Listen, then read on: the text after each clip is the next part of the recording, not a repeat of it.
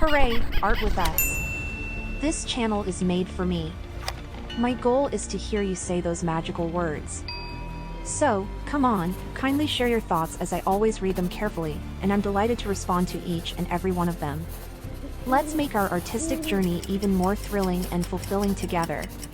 Can you believe it's been almost half a year since we started this incredible artistic journey together? And summer has finally arrived, and it's time for a little break.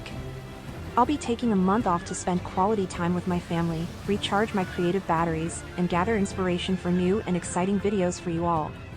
I'm super curious, let me know in comments, what would you like to see more of when we return from our break? I'll miss you dearly, but I promise to come back with even more amazing content to share. In the meantime, enjoy this compilation of our favorite moments from the channel. Thank you for your continuous support, and I can't wait to see you all again soon. Have an artastic summer, and take care with art and love and enjoy the best. Your Pavla. Hooray! Art with us! Shoo! Why did the artist paint a fly on this artwork? Are they playing some sort of illusion game with us? Welcome to our channel. Join us, Pavla, Peter, And Nina. on an artastic journey to this portrait, a woman from the Hofer family, and explore optical illusions in the Northern Renaissance. Would you like to have your portrait painted by an artist too? Let me know in the comments. I'm super curious. Step back in time to the year 1470, a rare and extravagant era when getting your portrait painted was a grand event. Picture the excitement as you prepare meticulously. You want everything to be perfect. Patiently you pose before the artist's easel, eager for the completion of your portrait. Voila! Finally, the moment arrives. The unveiled portrait surprises you with a fly perched upon your head. Why? Who created this masterpiece? We believe the artist may have come from the Swabian area in Europe. Never heard of Swabia? It was a region in the Middle Ages encompassing southern Germany, parts of Switzerland, and even a portion of France. But here's a puzzling question. Wouldn't the woman and her family be upset with the artist for painting a fly on her head? Even though we have the inscription Geborn-Hoferin hinting at her Hofer lineage, we are still unsure about the woman's true identity in the portrait. However, the Hofer surname is as common as names like Smith or Brown. The people who paid for this portrait might have liked that there's a fly in it, because it could have been added as a symbol. Flies have been used in art to represent death, and since the woman in the painting is holding a forget-me-not flower, it's possible that the artist wanted to remember her after she died. But some people think that the artist added the fly to confuse the viewers and make them wonder if it's a real fly on the painting. In this case, the artist wanted to show off their skills in making a flat picture look three-dimensional. If you look closely at this detail, you can see how much effort the artist put into making the fly look real. Notice the shadow on the right side of the fly, which gives it a sense of depth. The artist even painted shadows under each of the fly's legs. Her flawlessly smooth complexion portrays youthfulness. From her meticulously rendered eyes and lashes to the subtle upturn of her lips, the artist's skill and attention to detail shine through. She wears a beautiful black dress with intricate patterns, and there's even soft fur lining it. These details show that she is very rich and important, and she proudly displays her wealth. Another clue lies in her hands, a delicate sprig of blue and white forget-me-nots.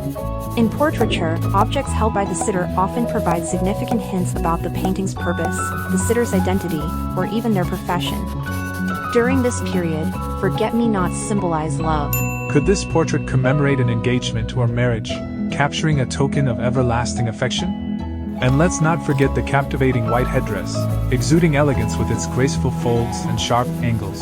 Ah, there's the fly again. It amuses us as it unknowingly lands on the painted fabric, challenging our perception of reality. The artist derives pleasure from deceiving both the fly and the unsuspecting viewer, challenging our perception of reality and illusion.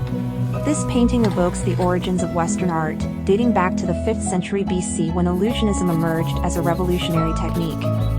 Greek painters astonished onlookers with lifelike still lives, fooling birds into mistaking them for reality. Such tricks define the very essence of painting, a form of art rooted in the desire to deceive and captivate. Interestingly, Our Lady appears complicit in this playful charade. Her slightly upturned lips hint at her appreciation for the joke, as if she relishes the anticipation of others falling under its spell.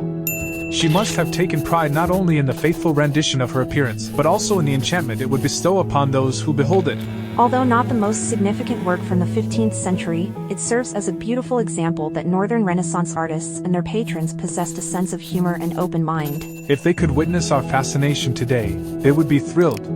This painting never fails to bring a smile to my face. If you desire to delve further into the world of the Northern Renaissance, click here or here. Thank you once again, and may our paths cross again in the realm of art. Take care with with love love. with us. Discover an artistic revolution that broke away from traditional beliefs and conventions, showcasing striking realism in everyday life, landscapes, and objects. Dive into intricate botanical and zoological studies and uncover the profound impact of movable type on mass printing. Explore the distinct style of Northern Renaissance artists and their unique interests, diverging from their Italian counterparts. The Northern Renaissance was a time of great artistic innovation in Northern Europe during the 14th to 16th centuries. This period was marked by the emergence of oil painting as a primary medium for artists, which allowed for luminous works with depth and texture. Artists such as Jan van Eyck, Albrecht Durer, Hans Holbein, and Lucas Cranach the Elder pushed the boundaries of art. Unlike the Italian Renaissance, which focused on classical themes and idealized figures, the Northern Renaissance embraced everyday life as a subject of artistic expression. This was reflected in the works of Peter Bruegel the Elder and Albrecht Durer, who portrayed peasants, landscapes, and common objects with striking realism and accuracy. My name is Pavla, and welcome to my channel. If you're new, check out our channel by clicking our name below the video. If you like our content, subscribe and turn on notifications. Join me, an artist passionate about sharing knowledge, and my curious child on a journey into the amazing world of the Northern Renaissance. Let's discover, Laugh, and learn together. and to add a bit of spice, stick around until the end for some slightly controversial Northern Renaissance jokes. The Northern Renaissance was also characterized by a strong interest in symbolism and allegory. Hieronymus Bosch, for example, used his art to explore moral and religious themes in a fantastical and often bizarre way that challenged traditional beliefs and conventions. In addition, Northern Renaissance artists were fascinated by the natural world, as seen in the intricate botanical and zoological studies of Albrecht Durer and the still life paintings of Willem Caff and Jan Davids de Heen. The printing press was a significant influence on the Northern Renaissance. The invention of movable type in the mid-15th century allowed for the mass production of printed materials, including books, pamphlets, and prints. This made it possible for ideas to spread rapidly across Europe, leading to an exchange of knowledge and a flourishing of intellectual and artistic pursuits. In the North, artists and intellectuals were quick to embrace the potential of the printing press, producing works that were both visually striking and intellectually The stimulating. German artist Albrecht Durer, for example, produced woodcuts and engravings that were reproduced in large numbers, spreading his innovative ideas and techniques far beyond his immediate circle of patrons. The printing press also enabled the dissemination of humanist ideas and the publication of scientific and philosophical treatises, which had a profound impact on Northern European culture. The interaction between the Northern Renaissance and Italian Renaissance was a complex and dynamic one. Some Northern Renaissance artists, like Albrecht Durer, ventured to Italy and were exposed to the works of Italian Renaissance masters such as Leonardo da Vinci and Raphael. These encounters influenced their work and led them to adopt Italian Renaissance ideals of proportion and perspective. Yet, Northern Renaissance artists also developed their own distinct styles and interests, which diverged from the classical themes and idealized figures of their Italian counterparts. For instance, Northern Renaissance artists placed a strong emphasis on realism, symbolism, and the natural world. They depicted peasants, landscapes, and common objects with striking detail and accuracy, using their art to explore moral and religious themes in a way that challenged traditional beliefs and conventions. In contrast, Italian Renaissance artists were more focused on the classical ideals of antiquity and humanism, which celebrated the beauty of the human form and elevated the individual to the center of the universe. Despite their differences, artists from both movements were aware of each other's work and techniques. Northern Renaissance printmaking, for instance, had a significant influence on Italian Renaissance artists, with some, such as Andrea Mantegna, incorporating Northern Renaissance techniques into their own work. In turn, Northern Renaissance artists were also influenced by the works of Italian artists, particularly in the area of perspective and proportion. Overall, the Northern Renaissance differed from the Italian Renaissance in several key ways. While the latter focused on classical themes and idealized figures, the former embraced a more realistic and naturalistic approach to art, with a strong interest in symbolism, allegory, and the natural world. What did the Northern Renaissance painter say when he ran out of paint? I guess it's time to go back to the print block. Why did the art dealer go to the Northern Renaissance art exhibit with a magnifying glass? To get a closer look at the fine print. How do you know if you're looking at a Northern Renaissance painting? The landscapes are so realistic, you can almost hear the cows mooing. We would love to get to know you better, so feel free to leave us a comment and say hi. Man, man who broke creative boundaries and forever changed the way we view and create art. Let's explore the life and work of a superstar innovator, Albrecht Durer, whose many firsts continue to inspire and amaze artists and art lovers alike. Discover how he revolutionized the art world. Albrecht Durer changed the world of books on its head by 180 degrees. But there's more to the story. Was his wife uneducated and uncouth, as he claimed? Did Durer have any rivals in his time? And, was Durer perhaps a member of a secret society? What was the relationship between Albrecht Durer and his patrons? And how did it affect his artistic career?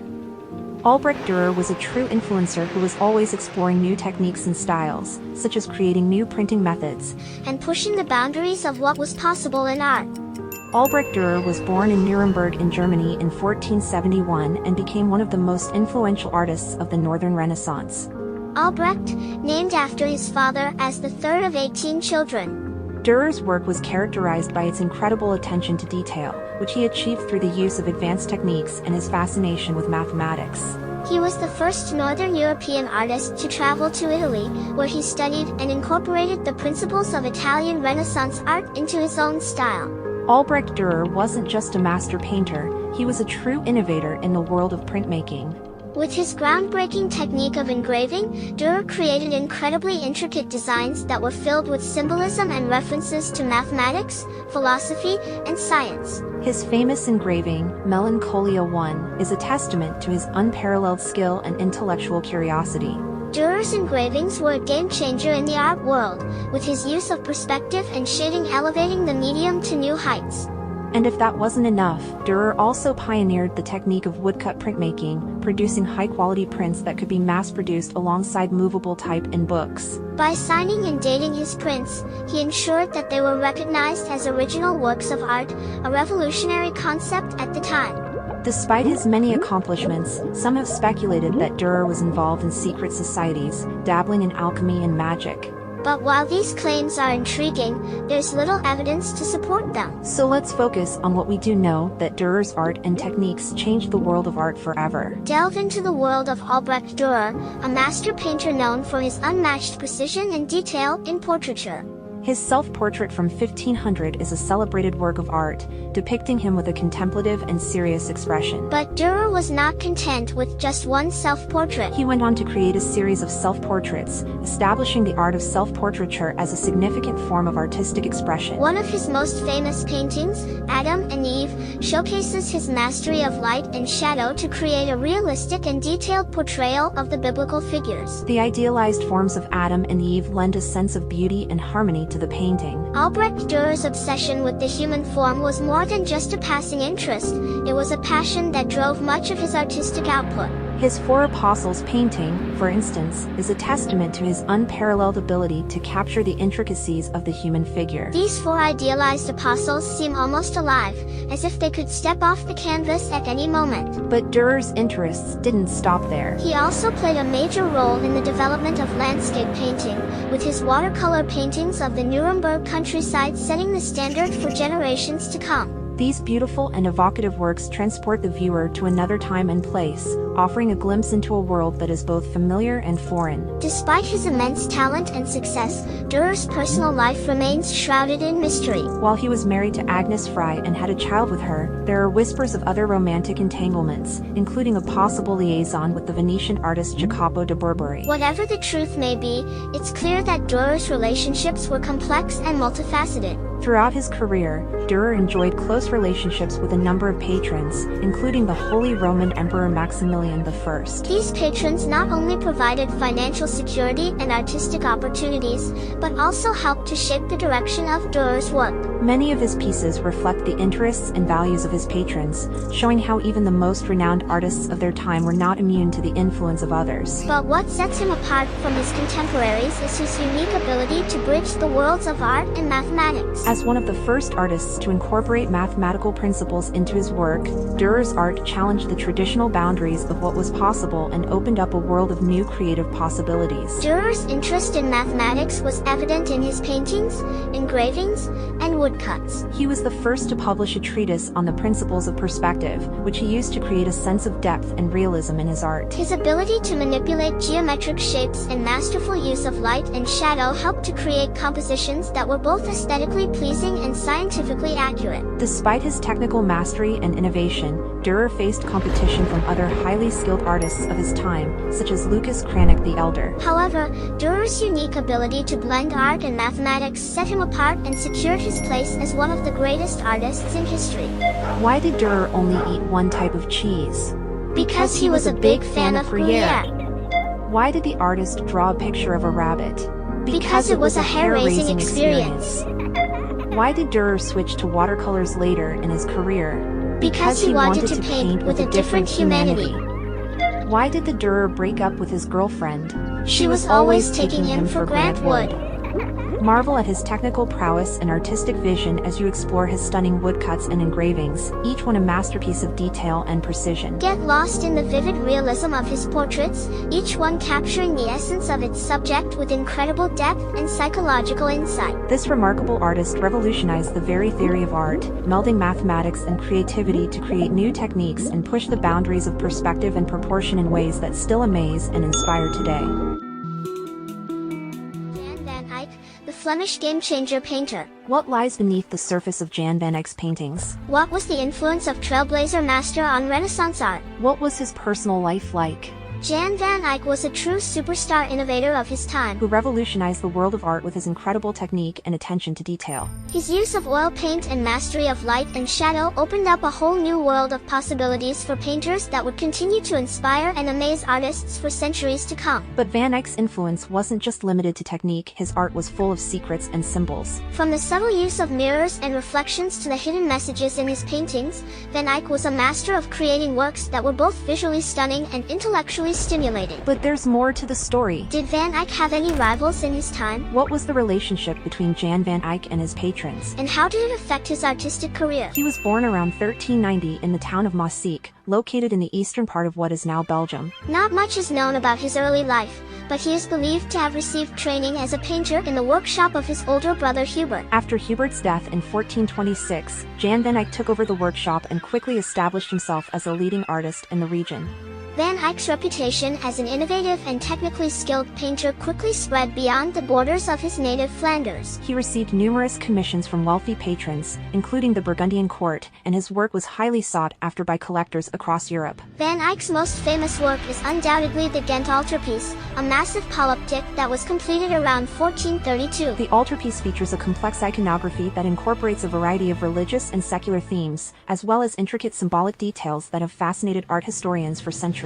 Despite his immense talent and success, Van Eyck's personal life remains shrouded in mystery. He was married to a woman named Margaret, and he is believed to have had at least one child. While little is known about his personal relationships, it is clear that he enjoyed close relationships with a number of patrons, including the powerful Duke of Burgundy, Philip the Good. These patrons not only provided financial security and artistic opportunities, but also helped to shape the direction of Van Eyck's work. He died in Bruges in 1441. It's safe to say that the Arnolfini portrait was probably the 15th century equivalent of today's wedding photo shoots. I mean, who needs Instagram filters when you have the masterful techniques of Jan van Eyck to capture every little detail of the happy couple, from their fashionable attire to the dog at their feet? It depicts a wealthy merchant and his wife standing in their opulent home. The painting is full of intricate details and symbolic imagery, from the couple's elaborate clothing to the dog at their feet, which is often interpreted as a symbol of fidelity. One particularly interesting aspect of the painting is the convex mirror on the back wall,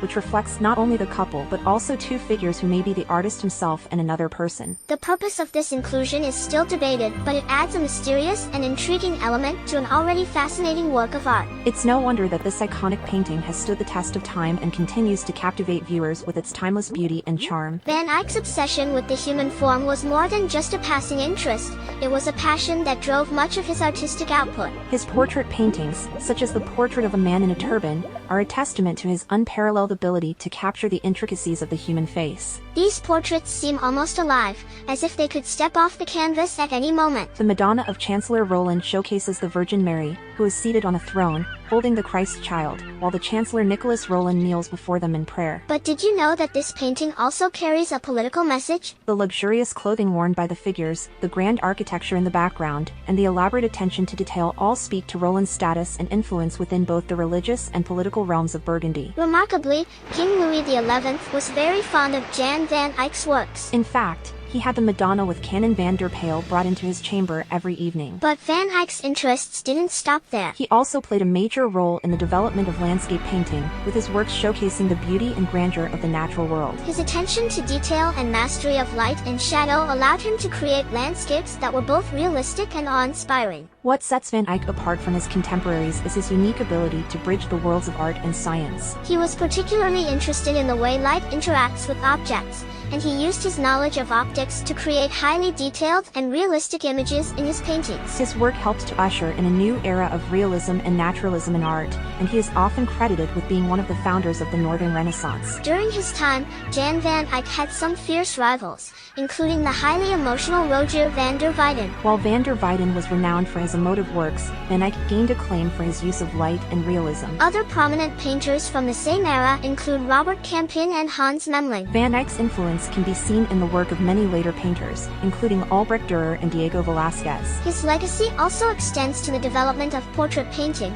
as he is credited with helping to establish the genre as a major art form. Why did Jan van Eyck paint so many detailed mirrors in his works? Because he wanted to reflect on his skills as an artist. Why did the Arnolfini couple choose Jan van Eyck to paint their portrait? Because they wanted to make sure their marriage would be picture perfect. Why did the man in the turban look so serious in the painting? Because he was trying to remember where he left his keys. Despite the many unknowns surrounding his life, his masterful works continue to inspire and influence artists worldwide. This trailblazer master artist broke the rules and left a lasting impact on the art world. Cranach's icon art can be summed up in 4 words: portraits, religious art, erotica, and technique. What makes Cranach immersive and mind-blowing? How did he become the wealthiest artist of his time? What was Cranach's relationship with Martin Luther? Who were his rivals? However, that's not the whole story. What is the truth behind the rumors that he married his first wife's sister and had a relationship with her mother? Why did Cranach paint Cupid complaining to Venus again and again? Are his works too sensual? His portraiture goes beyond mere realism to capture his subjects' personalities and emotions, while his biblical works are full of symbolism and metaphor.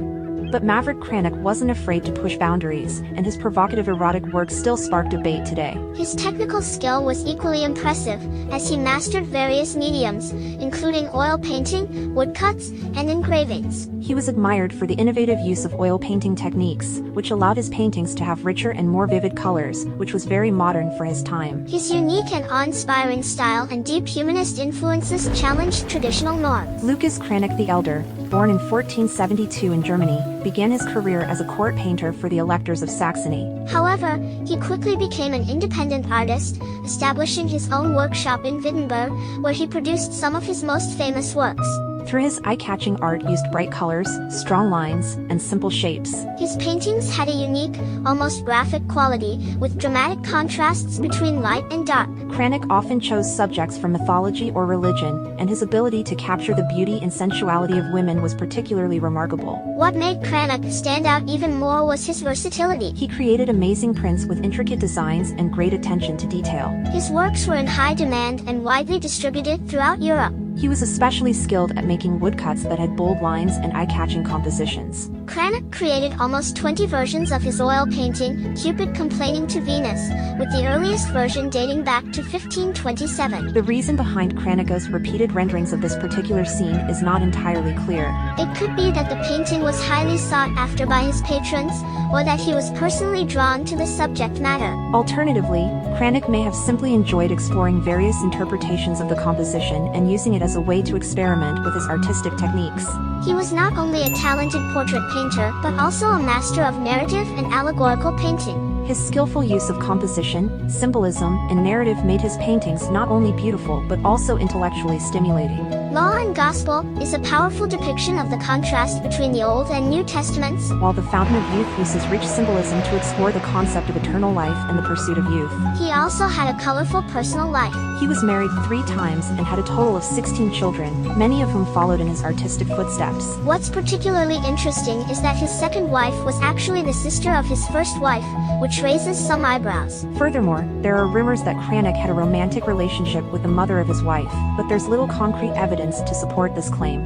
His third marriage to Magdalena Schurf was also scandalous due to her previous engagement with another man when Cranach began courting her. Despite the controversy, Cranach and Magdalena's relationship endured, and some art historians speculate that she may have even been the model for some of his more sensual paintings. He was also a savvy businessman and a well-connected courtier. He and his wife were involved in various business ventures, including printing and trading colors. He maintained close ties with powerful patrons, such as the Electors of Saxony, which helped him achieve both financial security and artistic freedom. Cranach's ability to adapt to changing political and social climates was a testament to his ingenuity and resourcefulness. And his legacy didn't end with his own artistic output. His son, Lucas Cranach the Younger, carried on the family business after his father's death, and other sons, including Hans and Jacob, also worked as painters and printmakers. So the Cranach family's influence on the art world was monumental.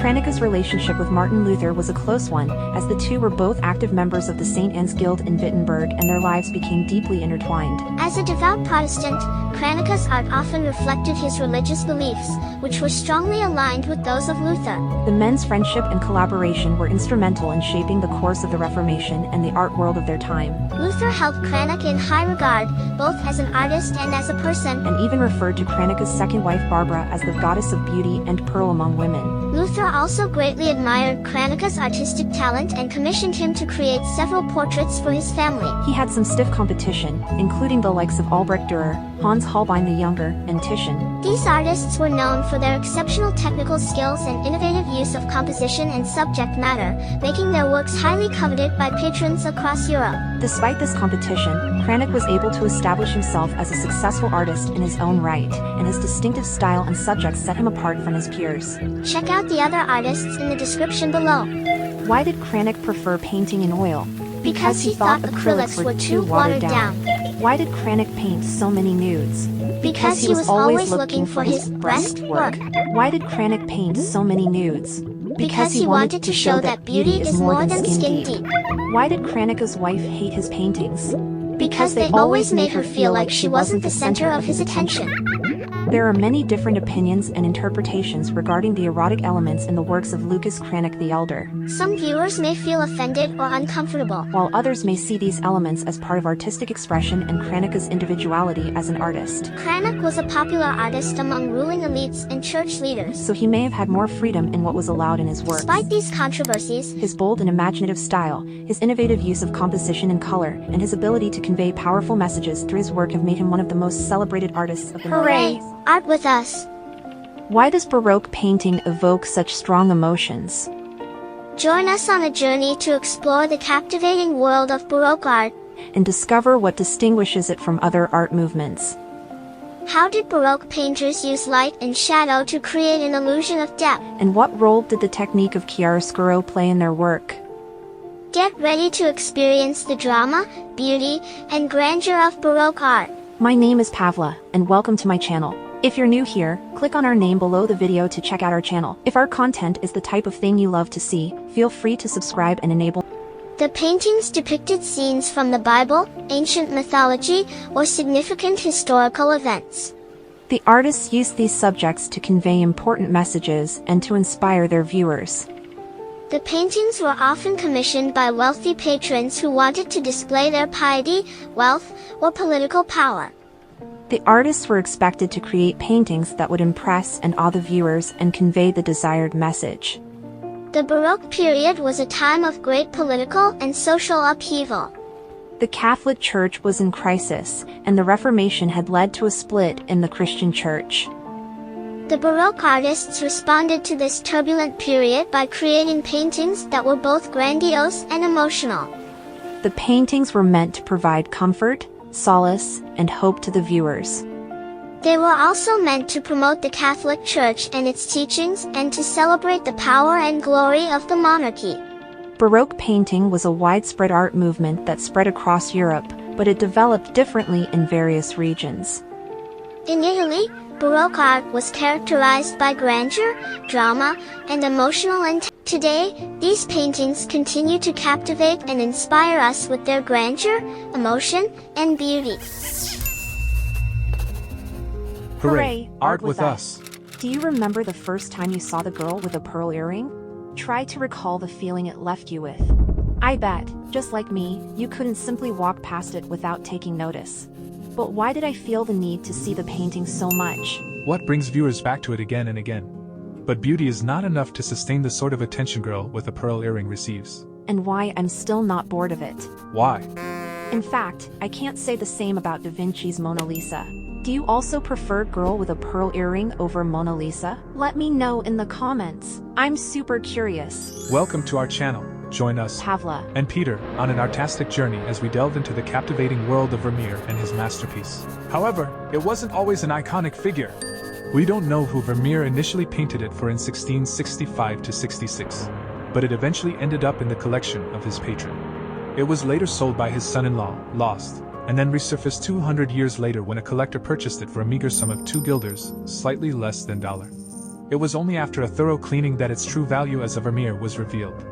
Following the collector's death in 1902, it was donated to the Mauritshuis in The Hague, where it has been displayed ever since. I believe there are 3 qualities that make the girl with a pearl earring so alluring. First and foremost, it is undeniably beautiful. The vibrant blue and yellow tones of the girl's headscarf against the dark background, the skillful rendering of the glistening pearl with just a few brushstrokes, the masterful play of light and shadow on her radiant skin, and the captivating depth of her eyes all combined to create a work of sublime beauty. The second captivating aspect lies in the girl's familiar gaze. Though we may not know her identity, there is an intimacy in her gaze that makes us feel like we know her. We mistake this connection for familiarity. However, in reality, we have very little information about her appearance, not even basic details like her hair or eye color. With her face partially turned away, the contours of her features remain elusive. Her look is universal rather than specific. In fact, the painting is not a portrait of a particular individual, but rather what the Dutch refer to as a tronie, the representation of an ideal type, such as a soldier or a musician in this case, a young beauty. This brings us to the third and most potent quality of the painting, its mystery. We are left wondering about the girl's identity and her thoughts. Likewise, Vermeer himself remains an enigma to us. He spent his entire life in the Dutch town of Delft, married a Catholic woman, possibly converting himself, resided with his mother-in-law, and fathered 15 children, 4 of whom were buried before being baptized. He faced financial troubles multiple times and dabbled in art dealing alongside his career as an artist. Yet, our knowledge about him is limited to these scant details and his body of work. Vermeer is known to have created 36 paintings, many of which depict women engaged in everyday activities such as pouring milk, writing letters, or playing lutes. However, we have no insight into the identities of these women, although they are likely members of Vermeer's household. Consequently, we remain unaware of the relationship between the girl adorned with the pearl earring and the artist himself. The expression on the girl's face is deliciously ambiguous. Is she happy or sad? Is she pushing us away or yearning to engage with us? And who exactly is the us she is looking at? She gazes at the painter with a curious and wide-eyed stare, leaving us to ponder what Vermeer did to elicit such a reaction from her. The painting becomes a portrayal of a relationship. When we contemplate this masterpiece, its immediate beauty attracts us, and the familiarity it exudes satisfies us. Yet, ultimately, it is the lingering mystery that entices us to return again and again, in search of answers that elude us. Beauty, familiarity, and mystery are the very qualities that transform the girl with a pearl earring into an iconic masterpiece. It is akin to a song that ends on a penultimate chord, drawing us back in the hope that this time the final note will be struck, the painting will reveal its secrets, and the mystery will dissipate, allowing the girl to finally be left alone. This video is just a taste. Hooray! Art with us! Today, we're switching gears and taking a look at one of the greatest artists of the Italian Renaissance, Michelangelo. Did Michelangelo have any rival artists during his time? Was Michelangelo really reluctant to paint the Sistine Chapel? Did Michelangelo have romantic relationships with men? Michelangelo di Lodovico Buonarroti Simoni was born in Tuscany in Italy in 1475, and would become one of the most famous and influential artists in history. His work spanned across multiple mediums, including painting, sculpture, and architecture. How did Michelangelo create such detailed and lifelike sculptures like David? My name is Pavla, and welcome to my channel. If you're new here, click on our name below the video to check out our channel. If our content is the type of thing you love to see, feel free to subscribe and enable notifications. We love getting to know our viewers in the comments section. So make us happy and go ahead and say hi. Join me, an artist, my curious child, and two cats on a journey filled with art, laughter, and knowledge about the amazing art world. And to add a bit of spice, stick around until the end for some slightly controversial Michelangelo jokes. So grab a hammer or a snack and and enjoy. Michelangelo was a true master of his craft. His work is characterized by its beauty, emotion, and attention to detail. He never married and lived a life of celibacy. However, he did have close relationships with several individuals, including Tommaso dei Cavalieri, a young nobleman, and Vittoria Colonna, a poet and noblewoman, which have led to speculation about his sexuality and personal life. He was also known for his ability to capture the human form in a way that was both realistic and idealized. One of his most famous works is the statue of David, which he sculpted when he was just 26 years old. The statue depicts David, the biblical hero, in the moments before his battle with Goliath. The statue was carved from a single block of marble that had been rejected by other artists. Michelangelo's David is a masterpiece of Renaissance sculpture, with a sense of movement and tension that captures the drama of the scene. The statue is over 17 feet tall and is considered one of the greatest works of art ever created. Michelangelo was a master sculptor who employed a range of techniques to create his lifelike sculptures. For his famous statue of David, he used a method known as non finito, which involved leaving parts of the sculpture unfinished to create the illusion of movement and to engage the viewer's imagination. He also carefully studied human anatomy, which allowed him to accurately depict muscles, tendons, and bones in his sculptures. Michelangelo would often use small, handheld tools to chisel away at the marble and bring out the desired details. In addition to technical skill, Michelangelo was also known for his ability to convey emotion and drama in his sculptures. He was able to create a sense of movement and energy in his figures, which gave them a lifelike quality. Michelangelo's other famous sculpture is the Pietà, which he created when he was just 23 years old. The sculpture depicts the Virgin Mary cradling the body of Jesus after his crucifixion. The work is notable for its incredible attention to detail, with every fold of fabric and every contour of the body rendered with precision and care. The sculpture is also known for its emotional power, with the expressions of both Mary and Jesus conveying a deep sense of grief and sorrow. The Pietà is housed in St. Peter's Basilica in Rome, where it remains one of the most visited works of art in the world. He considered himself primarily a sculptor rather than a painter and had little experience with fresco painting, which is the technique used for the chapel's ceiling. Additionally, the sheer size of the project was daunting, and he had reservations about working for Pope Julius II, who was known for his difficult temperament. However, despite his reservations, Michelangelo eventually agreed to undertake the project, which would become one of his most famous works. Michelangelo spent 4 years painting the ceiling, which is over 130 feet long and 45 feet wide. The ceiling is covered in scenes from the Book of Genesis, including the creation of Adam, which has become one of the most recognizable images in art history. Michelangelo's use of color and composition on the ceiling is breathtaking, and the sheer scale of the work is awe-inspiring. In addition to his sculpture and painting, Michelangelo was also an accomplished architect.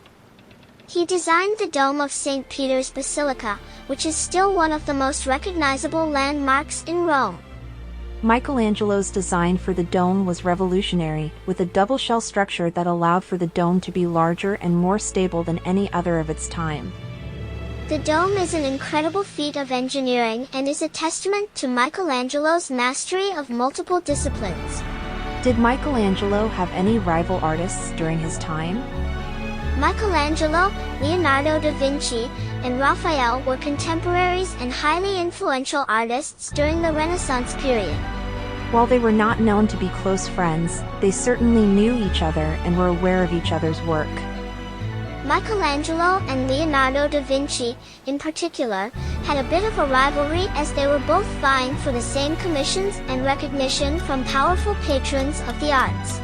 They also had differing views on art, with Michelangelo leaning towards the classical style and Leonardo exploring more experimental techniques.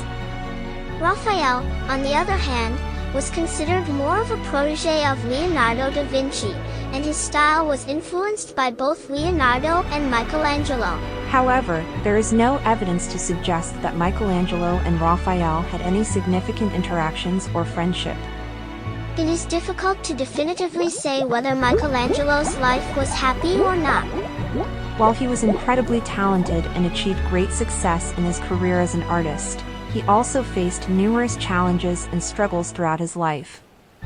For example, Michelangelo was known to be quite solitary and often preferred to work alone, which may have contributed to feelings of loneliness or isolation. He also had strained relationships with some of his family members, including his father and his brothers.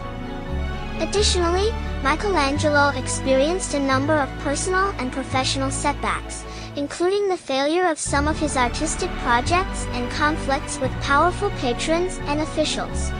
That being said, Michelangelo was clearly passionate about his work and dedicated much of his life to creating some of the most iconic works of art in history.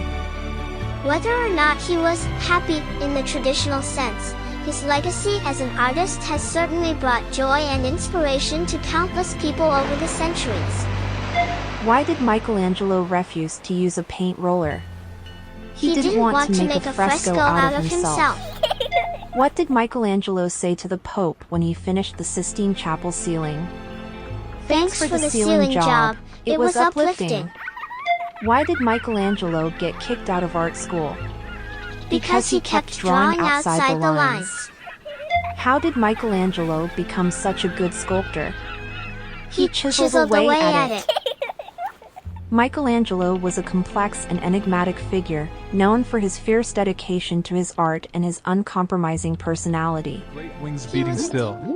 Above the staggering girl, her thighs caressed.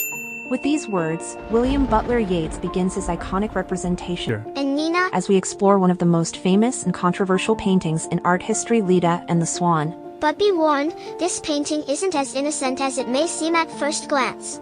At times, untangling the web of relationships in ancient mythology feels like Themyscira. Who were mortal like their mother, From the other, she brought forth the divine twins, Pollux and Helen. who were destined for greatness. And now, hold on to your hats, because things are about to get even more tangled and twisty. The children of Leda and Zeus would go on to play significant roles in Greek mythology. Castor and Pollux, known as the Dioscuri, became renowned as skilled horsemen and defenders of mortal men. Clytemnestra's story would intertwine with tragedy as she became entangled in the events of the Trojan War.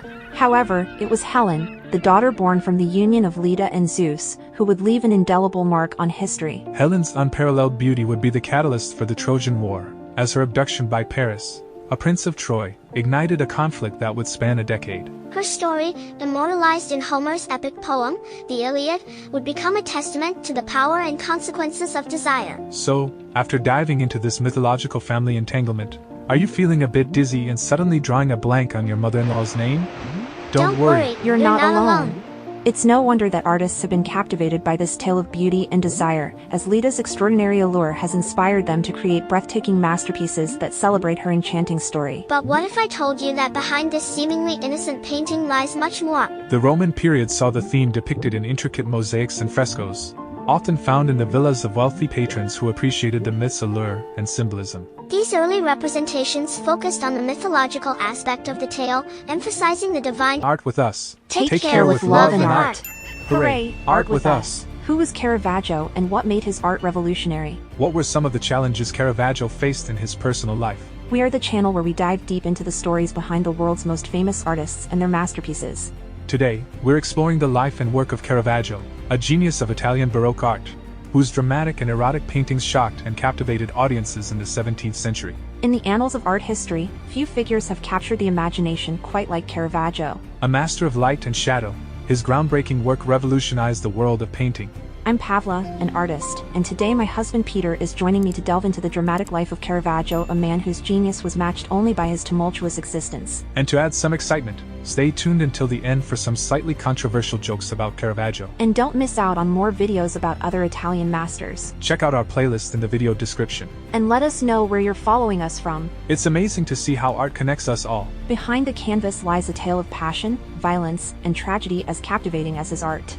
Born Michelangelo Merisi in 1571, Caravaggio's early years were marked by loss and hardship. Orphaned at a young age, he found solace in the world of art, apprenticing under the painter Simone Paterzano.